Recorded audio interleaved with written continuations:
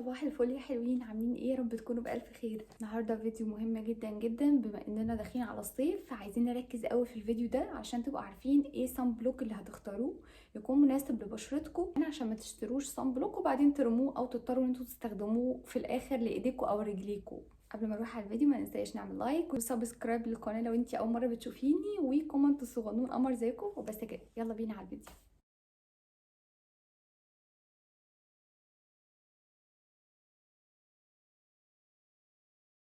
بصوا، في اول الفيديو كده عشان نبقى متفقين في صن بلوك كتير انا جربته، وطبعا انا هتكلم على المنتجات المصريه، مش هتكلم على المنتجات اللي كانت كنا بنستخدمها مقاطعه وكده خلاص، لان ما فيش لازمه ان احنا نتكلم عنها. فهندخل على المنتجات المصريه على طول. دلوقتي في حاجات معايا دلوقتي حاليا في ايدي، وفي حاجات عندي في مكان تاني، فللاسف هحط لكم بس صورتها. هبتدي بالمنتجات اللي معايا دلوقتي وهكلمكم عن كل واحد بالظبط كان معايا عامل ازاي ونوع بشرتي ايه، عشان انتي لو زيي تعرفي هتشتري صن بلوك عامل ازاي. اول واحد وهو الصن بلوك ده اسمه كوزريكس.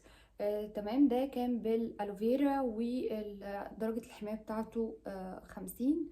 ده اللي مكتوب عليه، وهو مكتوب عليه صن كريم. اولا كده في بداية الفيديو عشان تبقوا مركزين معايا، انا بشرتي دهنية لمختلطة، مش الدهنية الاوفر بس مختلطة، تحسوا ان في جزء ناشف جزء دهني قوي في الصيف، ومعرضه للحبوب كمان، فدي بتبقى كارثه في الصيف. ركزوا كده عشان تبقوا عارفين انتوا هتجيبوا ايه. طبعا الالوفيرا ترطيب ترطيب ترطيب عالي جدا. بشرتي في الشتاء بتكون طبعا في جفاف، ما بيكونش في دهون، ففي صن بلوك هتلاقوه كويس معاكم في الصيف ومش كويس معاكم في الشتاء، والعكس صحيح. يعني مثلا ده انا ما ارتحتلوش خالص في الصيف. ليه بقى؟ لان هو ترطيب وحاجات كده، وانا بشرتي مش محتاجه ترطيب عالي في الصيف، محتاجه ترطيب في الشتاء. فانا حبيته قوي في الشتاء. هو خطير الصراحه، ملمسه كريمي، لونه ابيض كده، مش بيسيب ملمس دهني يضايقك. ريحته لطيفه هاديه كده، تحسوا عارفين انتوا الكريمات اللي هي الهاديه دي، هو كده بالظبط. برده كميته مناسبه 50 مللي، هو اغلب الصن بلوك 50 مللي عامه. سعره برده كان مش فاكره، هو اكتر من سنه عندي. وفي سحتوتات صغننين رميه اصلا ناسياه.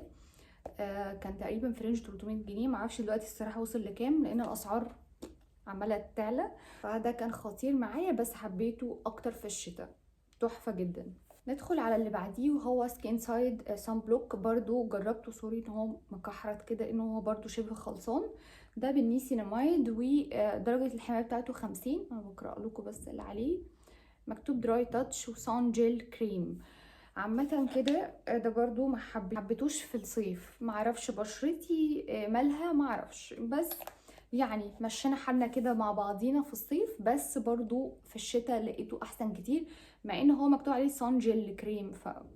تقريبا كده بشرتي ما بتمشيش معايا حاجه كريميه في الصيف، وهو ده الصح، ان انت ما تحطيش على بشرتك حاجات ملمسها كريمي، انت مش مستحمله اصلا بشرتك عامه في الصيف. فلا، عايزين حاجات قوامها جل خفيف خالص خالص. فبرده ده ما حبناش بعض قوي غير في الشتاء. ما ترموش حاجه يعني، خليكم صابرين عليها، جربوها في كل الربيع الخريف الشتاء، وشوفوا هترتاحوا معاها فين بالظبط. ما ارتحتوش مش هتترمي برضو في ايدينا، بنستخدم لها صن بلوك علشان برضو ما تتحرقش من الشمس. دول دلوقتي اللي معايا وهتلاقوني ماسكاهم في ايدي، التانيين هتلاقوني حاطه صورتهم على الشاشه. نجيب بقى الورقه اللي كاتبه فيها الحاجات اللي انا جربتها عشان انا بنسى، فندخل على اللي بعده. الصن بلوك اللي بعده على طول وهو ديرماتيك، هحط لكم برده صورته على الشاشه. الديرماتيك لطيف خطير حلو، بس برده قوامه كريمي، فبرده ما مشيش مع بشرتي في الصيف، بحس ان هو تو ماتش على وشي، فما حبيناش بعض قوي. برده كنت بستخدمه في الشتاء، ومعرفش حظي مع الصن بلوك بقى غريب من بعد الصراحه حوار المقاطعه. مش عايزه ادخل في تفاصيل عشان كده، بس انا كنت ماشيه على صن بلوك مقاطعه قبل طبعا المقاطعه والكلام ده كله، وهو كان غالي بس الصراحه كان يلا الله يسهل لهم بقى خلاص. ديرماتيك زي ما قلت لكم كده، حبيته برده في الشتاء، قوامه كريمي حلو وكل حاجه، سعره مناسب. كنت جايباه ب 200 جنيه. هو السكين سايد على فكره سعرهم حلو جدا جدا، انما الصن بلوك الكوري زي كوزريكس والحاجات دي هتلاقوا سعرهم اعلى شويه. فهو حلو جدا جدا، ينفع مع البشرات السكين سايد، والديرماتيك هينفعوا مع البشرات العاديه للجافه. هيبقوا حلوين جدا معاكم في الصيف. عندنا برضو بلانكي سان بلوك، برضو ده جربته حلو قوي، كميته كبيره قوي. انا اول مره اشوف سان بلوك الصراحه، يعني قد كف ايدي. هو كف ايدي على فكره مش كبير، بس برضو يعني بصوا مثلا حاجه زي كده، بصوا صغننه. انما البلانكي ما شاء الله حجمه كبير، هيقعد معاكي فتره طويله. هو اصلا البلانكي معروف ان هو براند للاطفال، شامبو بقى وبودي لوشن وصن بلوك، حاجات كتيره. فانا جربت عنده اللوشن والصن بلوك، قوام كريمي وتقيل. فانا حسيت ان هو صعب قوي قوي يتحط على بشرتي الصراحه. ممكن برضو احبه في الشتاء، مع اني ما جربتوش على وشي في الشتاء، بس انا الصراحه بستخدمه لايدي. بس هو سعره رخيص، تقريبا 100 انا كنت جايب في عرض فكان ب100. انما دلوقتي لقيت الاسعار بقت 150 البرودكت الواحد.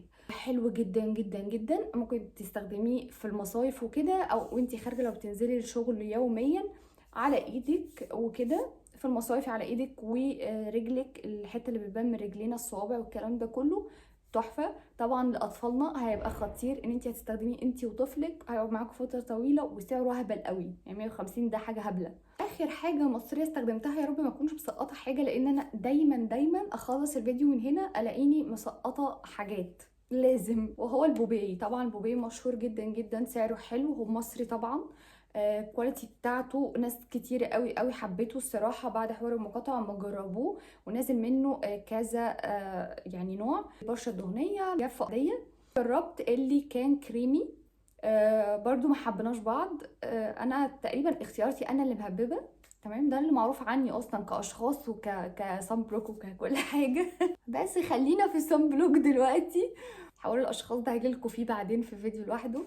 صن بلوك بوبي برضو ما حبناش بعض لان هو كان كريمي، فحبيته في المصايف بقى ان انا كنت استخدمه لايدي. كنت بقى ساعات مضطره ان انا احط على بشرتي، فاقول مش مشكله. بس غلط ان انت تحطي كريمي، حاجه ملمسها كريمي على بشره دهنيه ومعرضه للحبوب، كارثه كارثه بجد في الصيف. بس في ناس كتير رشحولي البوبي اللي هو الجل، هستخدمه. وصراحه يعني متشوقه جدا ان انا استخدمه، لان شكرولي فيه جدا جدا، والناس دي ثقه، حد اعرفه يعني، فثقه. جربوا ان شاء الله الفتره اللي جايه، لان طبعا احنا مش هنستغنى عن الصن بلوك في الصيف. والحاجات اللي عندي قربت تفيص خلاص، فمضطره ان انا اجيب حاجه تكون كويسه. اخر حاجه معانا وهو البيوتي اوف جونسون بقى، او جوسون، مش عارفه السبيلنج بتاعه. هحطلكوا صورته هنا. طبعا ده صن بلوك كوري وسعره خزعبلي. مش هكرره تاني للاسف، لان سعره غالي قوي قوي قوي. يدي نضاره وخطير وتحفه والكلام ده كله، بس سعره مبالغ فيه جدا جدا، فمش عارف ان انا اكرره تاني الصراحه. بس هو كواليتي وكل حاجه فيه الصراحه خطيره، هو خلاصه الرز. بس كده، ده كان اخر صن بلوك معانا. بكون فدتكم في الفيديو ده. حاولوا ان انتوا تشوفوا ايه بشرتكم ايه بالظبط، وتجيبوا صن بلوك المناسب ليها، عشان طبعا الحاجه دلوقتي بقت كلها اسعارها غاليه. فما تجيبيش صن بلوك وترميه او تركنيه او تشحتيه.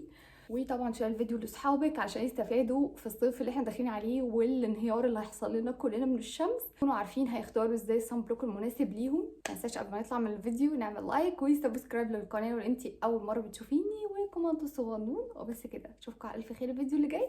باي باي.